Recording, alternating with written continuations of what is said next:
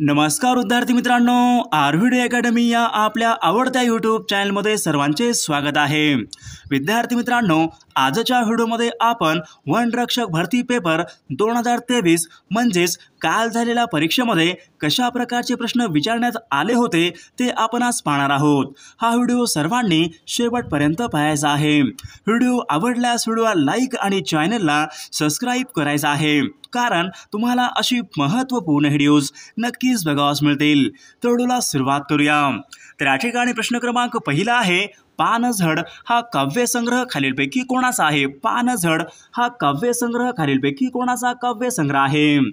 तर या ठिकाणी ऑप्शन क्रमांक 3, पानझड हा काव्यसंग्रह ना.धो. मनोहर या कवींचा पानझड हा काव्यसंग्रह आहे। प्रश्न क्रमांक दुसरा, इंद्रावती हे राष्ट्रीय उद्यान खालीलपैकी कोणत्या राज्यामध्ये आहे? इंद्रावती हे राष्ट्रीय उद्यान खालीलपैकी कोणत्या राज्यामध्ये आहे? तर इंद्रावती हे राष्ट्रीय उद्यान छत्तीसगड या राज्यामधलं ते एक महत्त्वपूर्ण राष्ट्रीय उद्यान आहे। प्रश्न क्रमांक तिसरा, भारतामधील सर्वात जास्त क्षमतेचा अणुविद्युत प्रकल्प खालीलपैकी कोणता आहे? भारतामधला सर्वात जास्त क्षमतेचा अणुविद्युत प्रकल्प खालीलपैकी कोणता प्रकल्प आहे? तर या ठिकाणी ऑप्शन क्रमांक 3, भारतामधला सर्वाधिक क्षमतेचा अणुविद्युत प्रकल्प ऑप्शन क्रमांक 3 तारापूर हा अणुविद्युत प्रकल्प आहे। प्रश्न क्रमांक चौथा, भारताच्या राजमुद्रेशी संबंधित अशोक स्तंभ खालीलपैकी कोणत्या ठिकाणी? भारताच्या राजमुद्रेशी संबंधित अशोक स्तंभ खालीलपैकी कोणत्या ठिकाणी आहे? तर अशोक स्तंभ हा ऑप्शन क्रमांक 2 सारनाथ या ठिकाणी आहे। प्रश्न क्रमांक 5वा, राणीगंज ही दगडी कोळशाची खाण खालीलपैकी कोणत्या राज्यामध्ये आहे? राणीगंज ही दगडी कोळशाची खाण खालीलपैकी कोणत्या राज्यामध्ये आहे? तर राणीगंज ही दगडी कोळशाची खाण पश्चिम बंगाल या राज्यामध्ये आहे। प्रश्न क्रमांक 6वा, भारतामधली पहिली कार्बन न्यूट्रल पंचायत खालीलपैकी कोणती आहे? भारतामधली पहिली कार्बन न्यूट्रल पंचायत खालीलपैकी कोणती आहे? तर या ठिकाणी ऑप्शन क्रमांक 2 पल्ली ही भारतामधली पहिली कार्बन न्यूट्रल पंचायत आहे। प्रश्न क्रमांक 7वा, देशामध्ये खालीलपैकी कोणतं राज्य हे धूरमुक्त राज्य आहे? देशामधलं कोणतं राज्य हे धूरमुक्त राज्य ठरलेलं आहे? विद्यार्थी मित्रांनो, या ठिकाणी ऑप्शन क्रमांक 2 हिमाचल प्रदेश हे देशामधलं पहिलं धूरमुक्त हे राज्य आहे। प्रश्न क्रमांक 8वा, सह्याद्री हा पर्वत खालीलपैकी कशा प्रकारचा पर्वत आहे? सह्याद्री हा पर्वत खालीलपैकी कशा प्रकारचा पर्वत आहे? तर सह्याद्री हा पर्वत ऑप्शन क्रमांक 3 अविशिष्ट या प्रकारचा सह्याद्री हा पर्वत आहे। जगामधला सर्वात उंच धबधबा खालीलपैकी कोणत्या देशामध्ये आहे? देशामधला सर्वात उंच धबधबा खालीलपैकी कोणत्या देशामध्ये आहे? तर जगामधला सर्वात उंच धबधबा हा व्हेनेझुएला या देशामध्ये सर्वात उंचावरचा धबधबा आहे। प्रश्न क्रमांक 10वा, रेग्युलेटिंग ॲक्ट हा कायदा खालीलपैकी कोणत्या वर्षीचा कायदा आहे? रेग्युलेटिंग ॲक्ट हा कायदा खालीलपैकी कोणत्या वर्षीचा कायदा आहे? तर रेग्युलेटिंग ॲक्ट हा कायदा सन 1773 या वर्षीचा रेग्युलेटिंग ॲक्ट हा कायदा आहे। प्रश्न क्रमांक 11वा, भारतीय रेल्वेचा दक्षिण विभाग खालीलपैकी कोणता आहे? भारतीय रेल्वेचा दक्षिण विभाग खालीलपैकी कोणता आहे? तर या ठिकाणी ऑप्शन क्रमांक 3 चेन्नई हा भारतीय रेल्वेचा दक्षिण विभाग आहे। प्रश्न क्रमांक 12वा, वसंत व्याख्यान मालाची सुरुवात खालीलपैकी कोणी केली होती? वसंत व्याख्यान मालाची सुरुवात खालीलपैकी कोणी केली होती? तर या ठिकाणी ऑप्शन क्रमांक 2 महादेव गोविंद रानडे यांनी वसंत व्याख्यानमालाची सुरुवात ही केलेली आहे। प्रश्न क्रमांक 13वा, लोकटक तळे खालीलपैकी कोणत्या राज्यामध्ये आहेत? लोकटक तळे खालीलपैकी कोणत्या राज्यामध्ये आहेत? तर विद्यार्थी मित्रांनो, या ठिकाणी ऑप्शन क्रमांक 1 आहे लोकटक तळे हे मणिपूर या राज्यामधली ती तळे आहेत। प्रश्न क्रमांक 14वा, हाय अल्टिट्यूड रिसर्च लॅबोरेटरी खालीलपैकी कोणत्या ठिकाणी आहे? हाय अल्टिट्यूड रिसर्च लॅबोरेटरी खालीलपैकी कोणत्या ठिकाणी आहे? तर या ठिकाणी ऑप्शन क्रमांक 3 हाय अल्टिट्यूड रिसर्च लॅबोरेटरी ही गुलमर्ग या शहरामध्ये आहे। प्रश्न क्रमांक 15वा, उच्च दर्जाचे लोखंड निर्मितीसाठी खालीलपैकी कोणता धातू हा प्रामुख्याने वापरला जातो? उच्च दर्जाचे लोखंड निर्मितीसाठी खालीलपैकी कोणता धातू हा प्रामुख्याने वापरला जातो? तर उच्च लोखंड निर्मितीसाठी ऑप्शन क्रमांक 3 मॅग्नीज हा धातू प्रामुख्याने वापरला जातो। प्रश्न क्रमांक 16 कुफर या पेशी खालीलपैकी कशामध्ये प्रामुख्याने आढळतात? कुफर या पेशी प्रामुख्याने खालीलपैकी कशामध्ये आढळतात? या ठिकाणी ऑप्शन क्रमांक 2 यकृतामध्ये प्रामुख्याने आढळतात। प्रश्न क्रमांक 17 भारतामध्ये स्वदेशांतर्गतची सर्वात मोठी प्रवासी विमान वाहतूक कंपनी खालीलपैकी कोणती आहे? भारतामधील स्वदेशी देशांतर्गतची सर्वात मोठी विमान वाहतूक कंपनी खालीलपैकी कोणती आहे?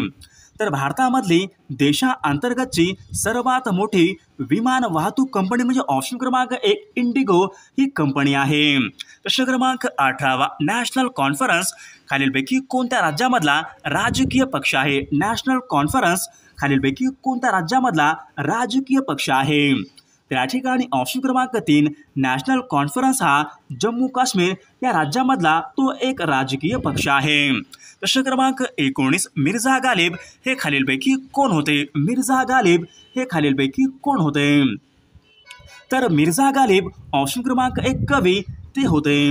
प्रश्न क्रमांक 20 आणीबाणीच्या काळामध्ये खालीलपैकी कोणता अधिकार हा आपोआप निलंबित होतो? आणीबाणीच्या काळामध्ये खालीलपैकी कोणता अधिकार हा आपोआप निलंबित होतो?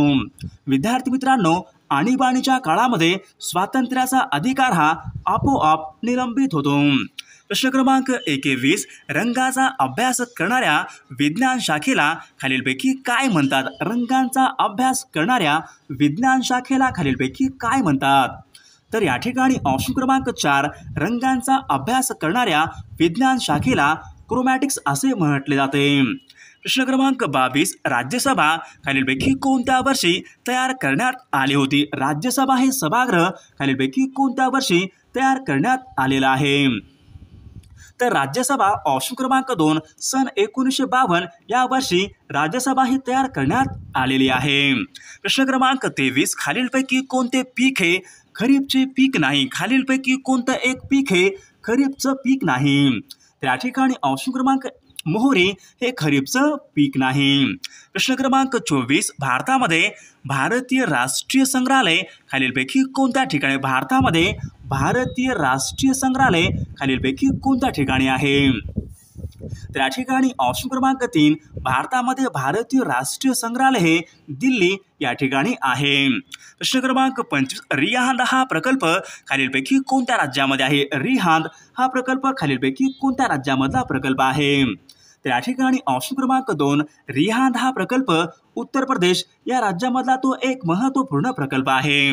प्रश्न क्रमांक 26 बाबर वाणी खालीलपैकी कोणी लिहिली होती? बाबर वाणी खालीलपैकी कोणी लिहिलेली आहे?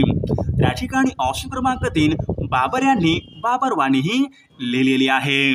प्रश्न क्रमांक 27 खिचन हे पक्षी अभयारण्य खालीलपैकी कोणत्या राज्यामध्ये आहे? खिचन हे पक्षी अभयारण्य खालीलपैकी कोणत्या राज्यामध्ये आहे? तर खिचन हे पक्षी अभयारण्य ऑप्शन क्रमांक 3 राजस्थान या राज्यामध्ये खिचन हे पक्षी अभयारण्य स्थित आहे।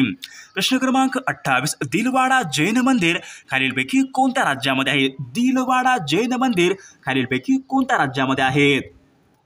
विद्यार्थी मित्रांनो, या ठिकाणी ऑप्शन क्रमांक 2 दिलवाडा जैन मंदिर ही राजस्थान या राज्यामधली ती मंदिरे आहेत। प्रश्न क्रमांक 29 झेंडूची फुले हा काव्यसंग्रह खालीलपैकी कोणाचा आहे? झेंडूची फुले हा काव्यसंग्रह खालीलपैकी कोणाचा आहे? तर झेंडूची फुले हा काव्यसंग्रह प्रल्हाद केशव अत्रे यांचा तो एक महत्त्वपूर्ण काव्यसंग्रह आहे। प्रश्न क्रमांक 30 सन 1853 मध्ये मुंबईमधली पहिली कापड गिरणी खालीलपैकी कोणी सुरू केली? सन 1853 मध्ये मुंबईमधली पहिली कापड गिरणी खालीलपैकी कोणी सुरू केली होती? त्या ठिकाणी ऑप्शन क्रमांक 2 कावसाजी दावर यांनी मुंबईमधली पहिली कापड गिरणी ही सुरू केली होती। प्रश्न क्रमांक 31 भारत सेवक समाज यांची स्थापना गोखले यांनी खालीलपैकी कोणत्या वर्षी केली होती? भारत सेवक समाज यांची स्थापना गोखले यांनी कोणत्या वर्षी केलेली आहे? त्या ठिकाणी ऑप्शन क्रमांक 4 गोखले यांनी सन 1905 मध्ये भारत सेवक समाज यांची स्थापना ही केलेली आहे। तर या ठिकाणी आपण काही मराठीचे प्रश्न पाहणार आहोत। कशा प्रकारचे प्रश्न मराठी व्याकरणचे विचारले होते ते आपण आज थोडक्यात पाहणार आहोत। तर या ठिकाणी प्रश्न विचारला होता वारंवार हे खालीलपैकी कोणत्या प्रकारचं विशेषण आहे? वारंवार हे खालीलपैकी कोणत्या प्रकारचा विशेषणाचा प्रकार आहे? वारंवार. तर वारंवार ऑप्शन क्रमांक 3 कालवाचक या प्रकारचा प्रकार आहे. कालवाचक विशेषणाचा प्रकार आहे. प्रश्न क्रमांक 33 अमृताहुनी गोड नाम तुझे देवा या पंक्तीमध्ये खालीलपैकी कोणत्या प्रकारचा अलंकार आहे? अमृताहुनी गोड नाम तुझे देवा या पंक्तीमध्ये खालीलपैकी कोणत्या प्रकारचा अलंकार आहे? तर या ठिकाणी ऑप्शन क्रमांक 2 व्यतिरेक अलंकार या प्रकारचा तो अलंकार आहे. प्रश्न क्रमांक 34 परवाचा भूकंप म्हणजेच जणू सृष्टीचे तांडवच या वाक्यामध्ये खालीलपैकी कोणत्या प्रकारचा अलंकार आहे? विद्यार्थी मित्रांनो या ठिकाणी ऑप्शन क्रमांक 1 उत्प्रेक्षा या प्रकारचा तो अलंकार आहे. प्रश्न क्रमांक 35 वायस या शब्दाचा आपल्याला समानार्थी शब्द ओळखायचा आहे. वायस या शब्दाचा आपल्याला समानार्थी शब्द ओळखायचा आहे. तर वायसचा अर्थ ऑप्शन क्रमांक 3 कावळा या ठिकाणी आपला योग्य समानार्थी शब्द आहे. प्रश्न क्रमांक 36 शब्द समूहापासून एक शब्द सांगा. ज्याला कशाची उपमा देता येत नाही त्यांना खालीलपैकी काय म्हणतात? तर या ठिकाणी ऑप्शन क्रमांक 3 ज्याला कशाची उपमा देता येत नाही ऑप्शन क्रमांक 3 अनुपम या ठिकाणी योग्य शब्द समूहाबद्दल योग्य शब्द असेल. प्रश्न क्रमांक 37 वाक्यप्रचार योग्य अर्थ आपल्याला सांगायचा आहे. वाक्यप्रचार आहे तमा नसणे तर या योग्य अर्थ सांगायचा आहे. तमा नसणे.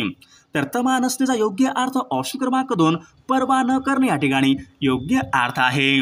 प्रश्न क्रमांक 38 वागणी या शब्दाचा आपल्याला समानार्थी शब्द सांगायचा आहे. वागणी या शब्दाचा आपल्याला समानार्थी शब्द सांगायचा आहे. वागणी. तर वागणीचा समानार्थी शब्द ऑप्शन क्रमांक 2 उदाहरण या ठिकाणी योग्य समानार्थी शब्द आहे. प्रश्न क्रमांक 39 शब्द लावणे वाक्यप्रचार योग्य अर्थ आपल्याला सांगायचा आहे. शब्द लावणे वाक्यप्रचार योग्य अर्थ आपल्याला सांगायचा आहे. शब्द लावणे. तर शब्द लावणे ऑप्शन क्रमांक 1 दोष देणे या ठिकाणी योग्य अर्थ आहे. प्रश्न क्रमांक 40 पुढारी या शब्दाचा आपल्याला विरुद्ध अर्थी शब्द सांगायचा आहे. पुढारी या शब्दाचा आपल्याला विरुद्ध अर्थी शब्द सांगायचा आहे. पुढारी ऑप्शन क्रमांक 4 अनुया या ठिकाणी योग्य विरुद्ध अर्थी शब्द आहेत. सर्वांनी व्हिडिओला लाईक आणि चॅनलला सबस्क्राईब करायचं आहे कारण तुम्हाला अशी महत्त्वपूर्ण व्हिडिओज नक्कीच बघावयास मिळतील.